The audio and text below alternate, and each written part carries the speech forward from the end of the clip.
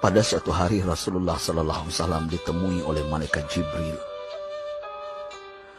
Rasul pun bertanya, ada apa wahai Jibril? Jibril menjawab, wahai Muhammad, sesungguhnya hari ini Allah Subhanahu wa Ta'ala sedang mengobarkan nyala api neraka, dan seluruh para malaikat amat ketakutan. Mereka tidak tahu harus bagaimana. Untung aku ingat, kata Jibril, bahwa engkau Muhammad adalah sumber cinta dan sayang Allah Subhanahu wa Ta'ala kepada alam semesta. Dengan alasan itu aku kesini, bertabaruk mengambil berkah dengan cinta Allah kepada dirimu, ya Rasulullah, ya Muhammad. Rasulullah terdiam beberapa saat, kemudian bertanya lagi, wahai Jibril, ceritakan padaku bagaimana neraka itu sesungguhnya.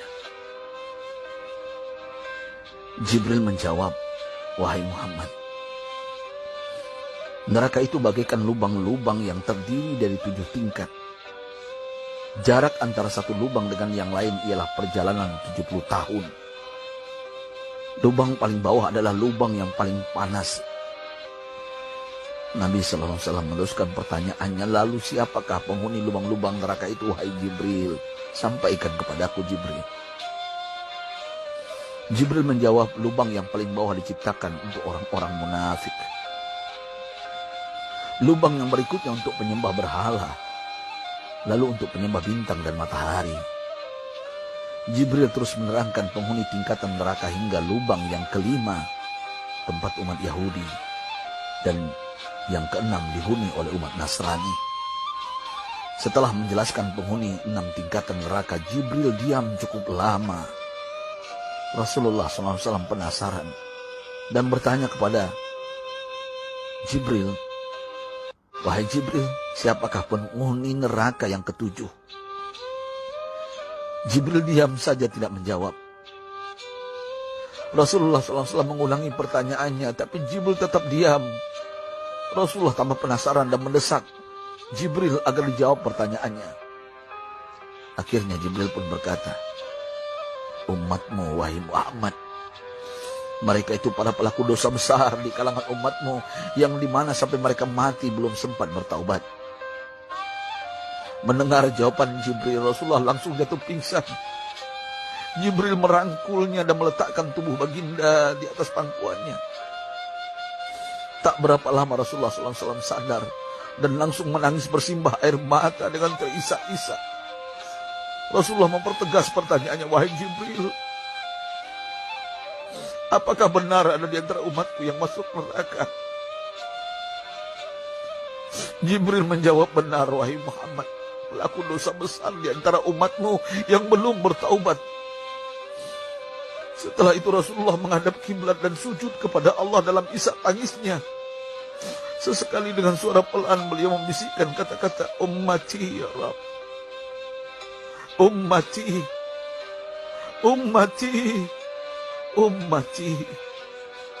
Beliau SAW tidak mengangkat kepalanya dalam keadaan seperti itu selama 3 hari 3 malam, kecuali setiap Bilal bin Rabah mengumandangkan azan, barulah beliau bangkit untuk menjadi imam, dan setelah itu kembali sujud lagi. Pada hari ketiga Abu Bakar menyadari hal ini, beliau mengetuk pintu Rasulullah dan mengucapkan salam 3 kali, namun tidak terdengar jawaban. Abu Bakar sedih dan berseru di hadapan pintu Nabi besar Muhammad SAW, apakah ada jalan untuk masuk ke rumahmu ya Rasulullah? Tetap tidak ada jawaban. Di jalan Abu Bakar bertemu sahabat Umar. Mengapa engkau menangis wahai Abu Bakar? Kata Umar. Abu Bakar menceritakan keadaan Rasulullah SAW. Maka Umar pun melangkah menuju rumah Rasulullah dan terjadilah hal yang sama. Umar pun pulang dan menangis. Di jalan Umar bertemu sahabat Salman Al-Farisi. Dengan terisak Umar bercerita kepada Salman hingga membuat dia amat sedih, namun tidak berani mengulangi hal yang sama. Salman melangkah menuju rumah Fatimah radhiyallahu anha dan menceritakan hal itu. Setengah berlari Fatimah menuju rumah ayah tercinta dan mengetuk pintu sambil mengucapkan salam. Mendengar suara lembut putri tercinta, sejuklah dada Rasulullah. Beliau bangkit dari sujud dan membuka pintu. Alangkah terkejutnya Fatimah melihat Rasulullah, ayah tercinta, amat kurus dan pucat. Fatimah memeluknya lalu menangis. Wahai ayah, apa yang terjadi? Mengapa engkau amat sedih seperti ini?